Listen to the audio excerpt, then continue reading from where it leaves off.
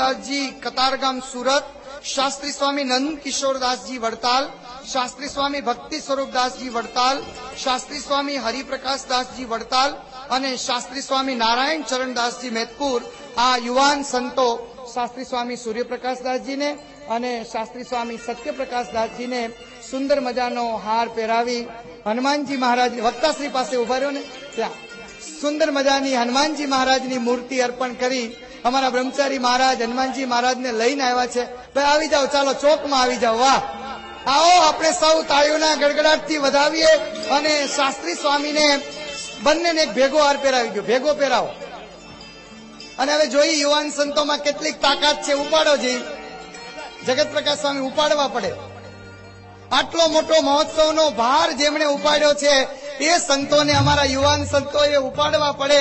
આવો આપણે સૌ તાળીઓના ગડગડાટથી વધાવીએ.